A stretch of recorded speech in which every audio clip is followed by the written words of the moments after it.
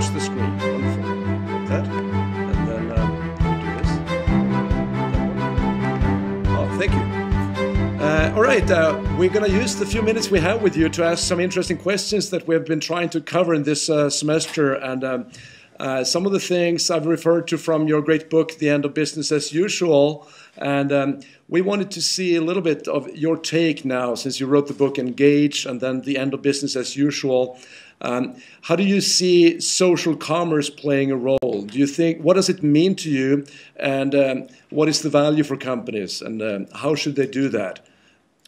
Well, it's a really important question because social commerce can be interpreted in a number of ways. The first way is that, what are we looking at in terms of commerce? Are we looking at monetization? Are we looking at information?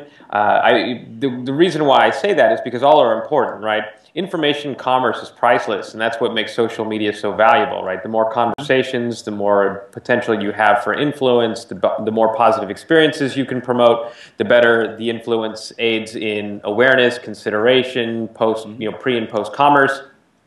But when we talk about monetization specifically, you have social commerce, which I think would have been a real big important topic in Engage. And then you have the idea in syndicated commerce, which is a big topic for the End of Business as Usual, because really what that book is the point it's trying to make is it's not just about social media, it's about the connected consumer, the connected customer, how they make decisions, how they are influenced and how they too influence, how they learn, discover, and share and communicate, and also how they purchase. And so social is one of those outlets or one of those venues for the connected consumer to make a transaction.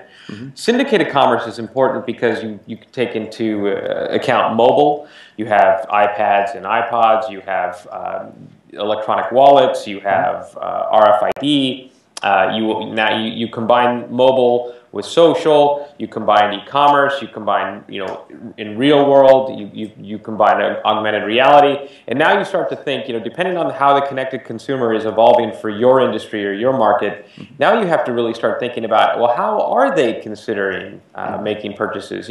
Some might need a Facebook strategy, some might need just a good old-fashioned e-commerce strategy. The majority of consumers or connected consumers over the next several years are going to want to pay via mobile. And so the reason why I refer to syndicated commerce so often is because in some way, shape, or form, you're going to have a multifaceted strategy. To what extent is going to be dependent on the research you conduct, the sophistication of your connected consumer, and what's most important to realize is that they're going to be different. All industries are going to be different. They're going to be different for your business. Where they are today is not going to be where they are next year. So this is going to be an ongoing evolution. No, thank you for an extensive answer. If you talk about the syndicated or connected customer or consumer, the power the consumers have today, do you think that it will make it more difficult to be a bad corporate citizen tomorrow? Well, I guess it depends on what you mean by bad corporate citizen. The thing about what it takes to be successful in business today is not necessarily what it's going to take to be successful in business 40 years from now. I think we're seeing the introduction of new models. We're certainly seeing the introduction of new engagement, marketing, sales, and service channels. But there's something bigger that's taking place, right? Aside from all of the mechanics and the structure of the future of business, there's a prevailing sense of, philosophy, I think, that needs to change within the organization. Leadership, innovation, how it views evolution and adaptation. What are we managing for? What are we solving for? Businesses have gotten really good at introducing efficiencies, scalability, ways to increase margins while still streamlining processes.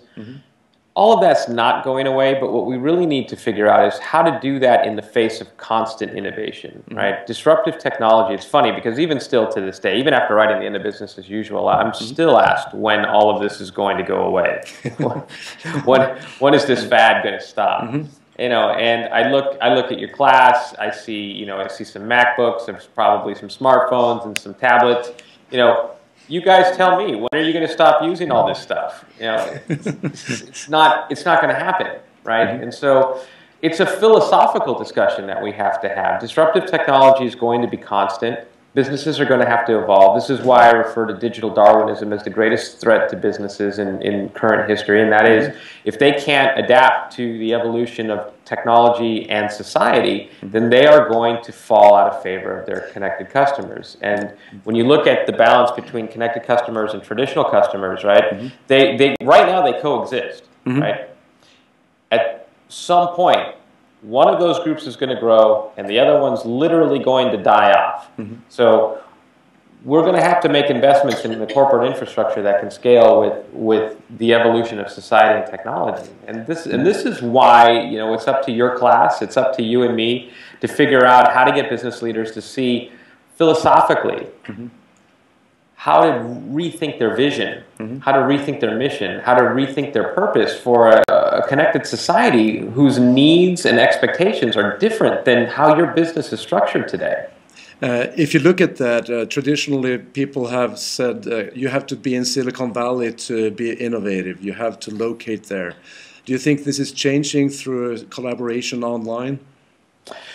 I think that Facebook, Twitter, social networks in general, YouTube, I think it allows people to plug in to a digital lifestyle that they would not have known otherwise. Certainly innovation is rampant in Silicon Valley, but it's also rampant in Portland, in Seattle, in Austin, Texas, in Los Angeles, New York. It's all over the place, and it's spreading. This is why digital Darwinism is such a threat. It's not isolated into any one geography, nor is it isolated to any one age group. I think one of the challenges that businesses think is that they blame all of this on the millennial, when in fact it's not just a millennial. It's anyone who uses this technology. You start to lead a digital lifestyle, which I refer to as Generation C, just to say it's not about age, it's about connectedness. Yeah. So I think businesses need to plug in to sources of innovation. Certainly here, I mean, I'm in Silicon Valley, and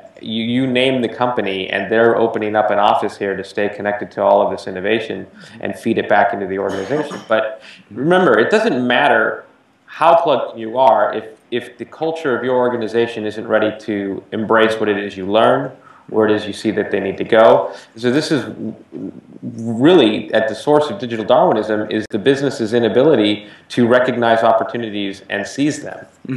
Thank you. This is input. You talked about digital influence, that consumers will, and you write about in your book that consumers need to worry about their influence in order to matter tomorrow. And is there a message you can send to my students who still don't believe in cloud scores? Well, I don't know that I believe in cloud scores either. We're just testing you. It is a fortunate or unfortunate reality. I mean, it is what it is. Profiling is not new. Digital profiling is also not new. Now we have social profiling. The reality is that we have to just be more thoughtful about what it is we do and say online. In one way, shape, or form, you know, we are all judged. Whether it's for a university or a job, believe it or not, credit companies are looking at ways to consider cloud scores in lending, or technologies in lending that have to do with your social stature. So it's going to get a lot scarier than it gets a lot better. And at the end of the day, we're all in control of that. Now, remember, one of the biggest opportunities for you is that the more influence you can wield online based on expertise or authority, the more valuable you become to businesses in general, to employers in general. In fact, there was a recent article that was being passed around about how employers were looking for people to have a certain clout score to be considered for employment.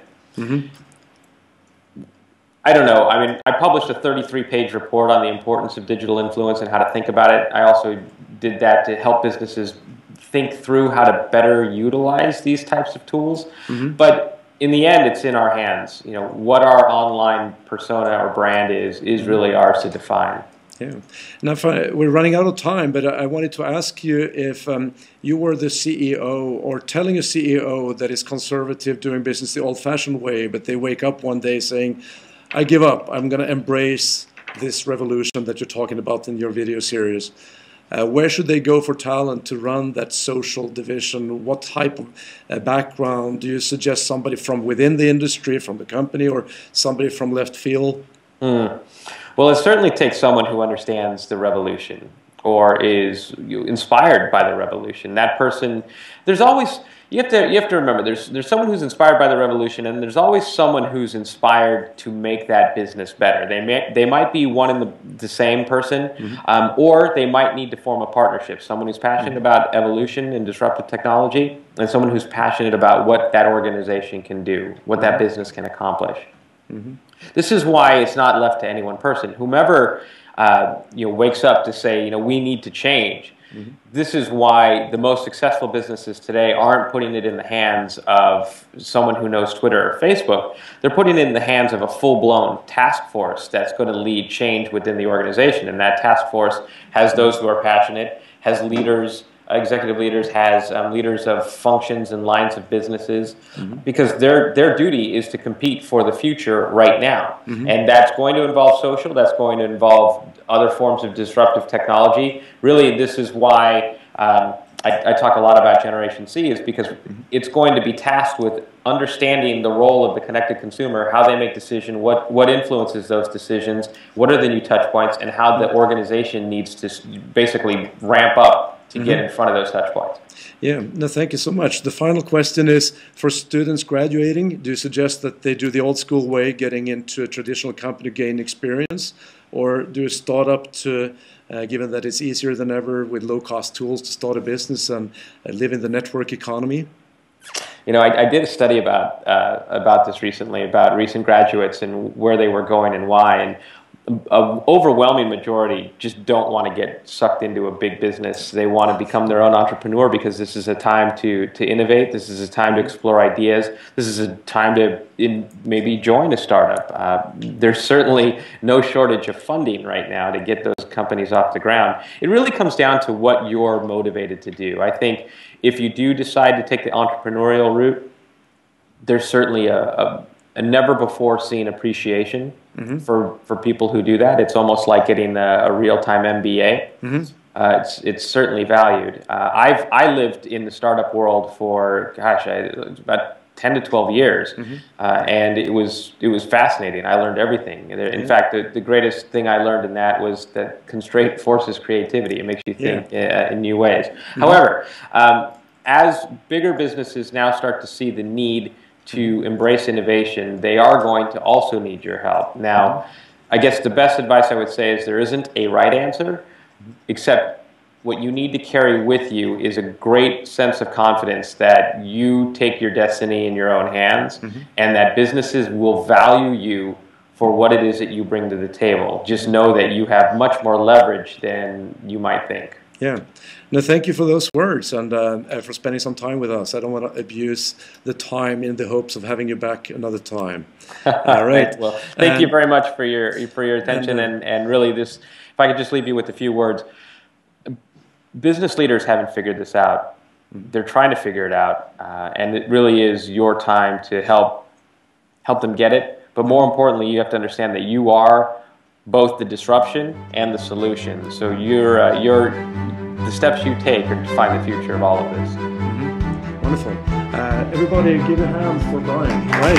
Thank you, guys.